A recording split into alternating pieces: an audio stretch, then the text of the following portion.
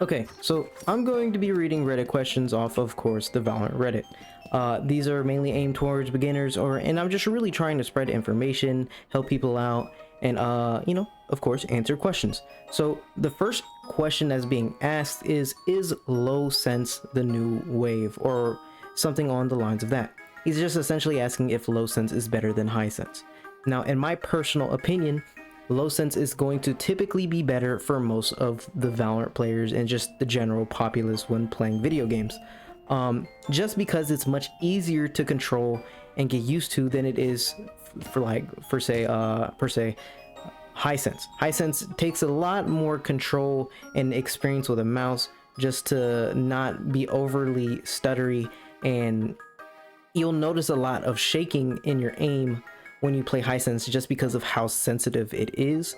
And it could mess up your aim, especially in Valorant. Now, other games like Apex or Fortnite, it doesn't matter as much, especially since you're making wider motions with your arm and stuff. In Valorant, you're typically going to be using your wrist, and you'll really notice the shaking in your wrist and your stability in general when you play high sense in Valorant. Now, both are very good. Both are going to take you the same distance.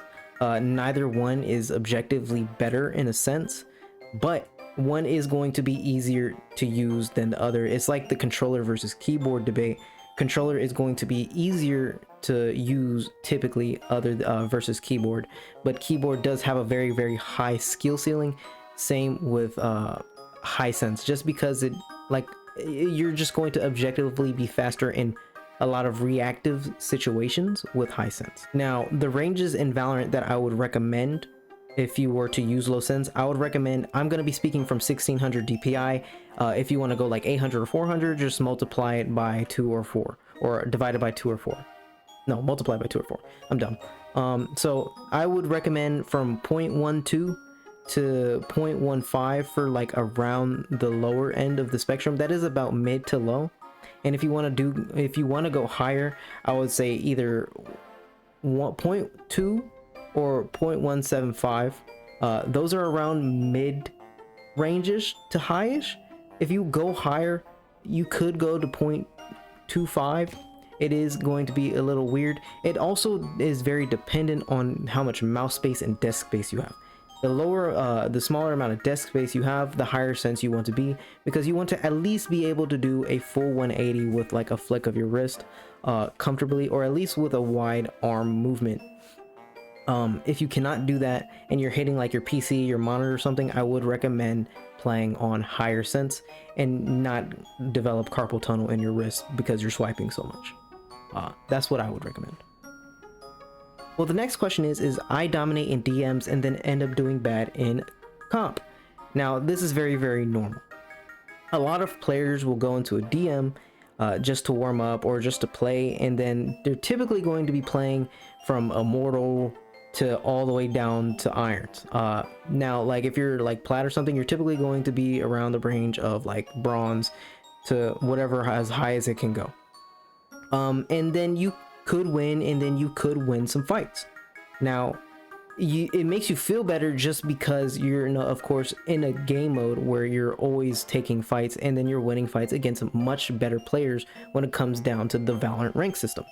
But you have to understand is that the deathmatch and a comp game is two completely different things, and game modes and how you play them, the information given and taken is just entirely different. The mental stress it puts on your mind is also completely different. In DMs, people are not playing seriously whatsoever. They're not walking. It's a full run, and they're always wide swinging every single angle that they take. So you have constant information, and you also have a mini map that you see at the very start of when you after you die. So you just have a constant stream of information, so you're always ready for a fight. And you always know where the person's going to come from, how they're going to swing. So you just know exactly where to put your crosshair, and you really don't even have to aim. Other than that, there's also the mental side of it, of which deathmatch means nothing. It literally means nothing whether you win or lose. So you're not as stressed out from losing RR or anything, or losing rank. So like you're not really playing as seriously. You're more flowed. You're more relaxed. You're properly using good technique when shooting. Just because you can think about it more, You're not stressing out about it. In comp, it's a bit different.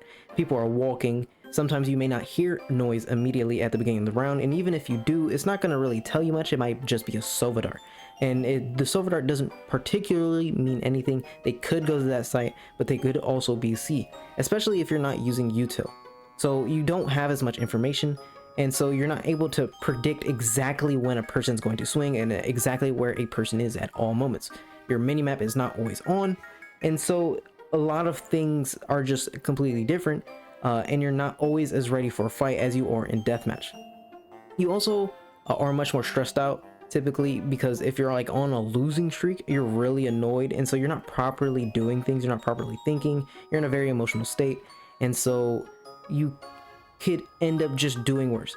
You also have to use abilities, you're getting hit with abilities, and maybe you're playing an agent you don't know. There's just a lot of things mentally that are taking up your like mind, and so gunplay is not as prominent in your head as it is in deathmatch. Now, the way to properly adjust between the two is to really just relax.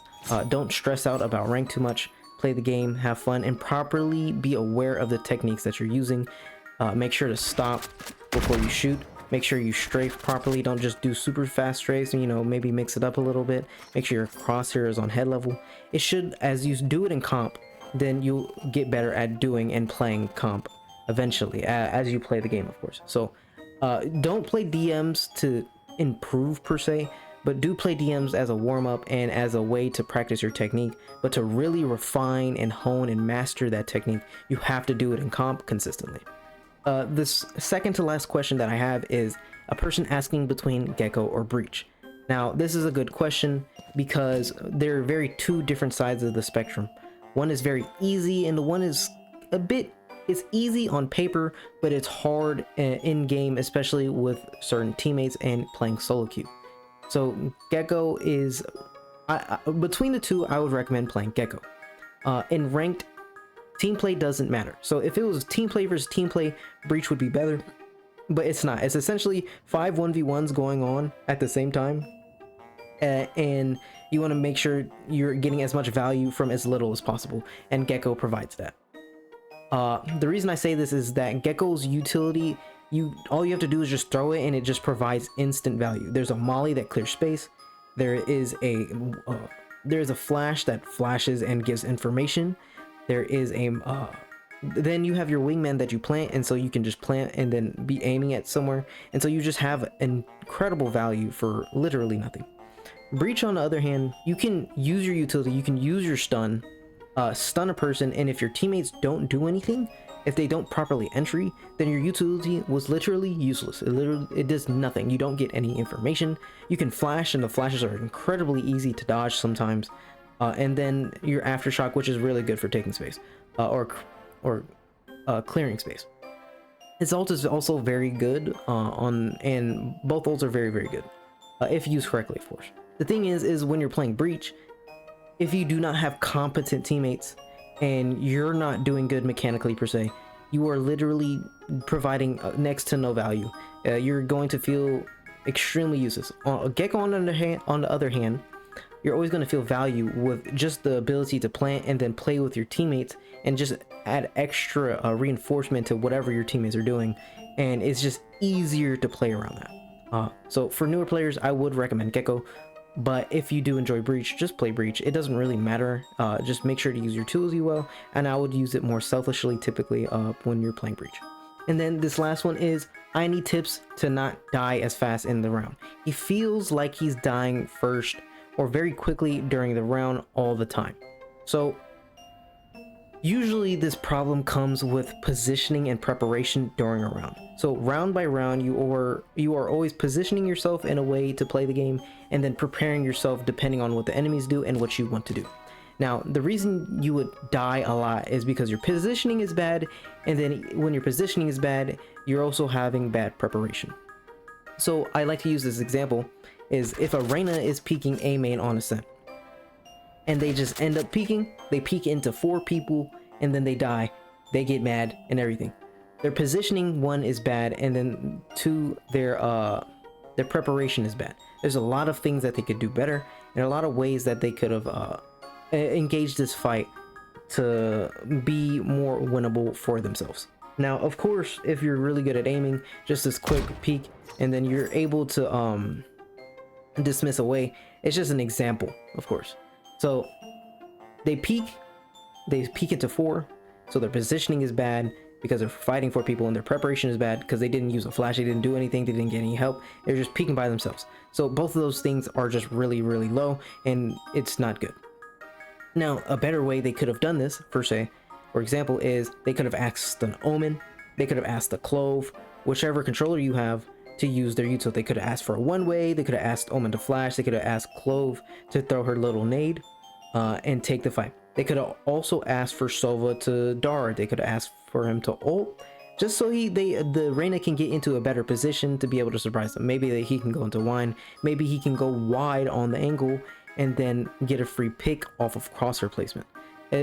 Essentially, he's doing things to help him get into a position while prepping with his teammates, so he can win a fight and have more of an advantage than just raw dog swinging into 4 people. Now, the way to get better at this is always before the round starts. You have about 15 seconds before the round starts to think about what you want to do.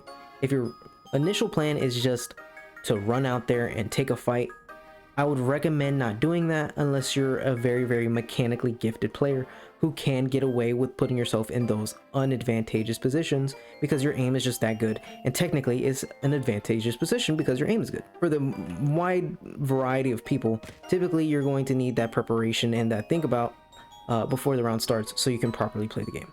So just do that more. If you die, think about what you could have done better, and then you just apply and continue doing that over and over again until it's unconscious, and you start just making the correct decisions without even thinking, and that's when you really start to improve and get good really fast and just absolutely start dominating your enemies. But that is it for me today. That is all for questions. If you do have questions, just leave them down in the comments. I'll answer them, I'll put them in a video, I'll feature them. But other than that, enjoy your day.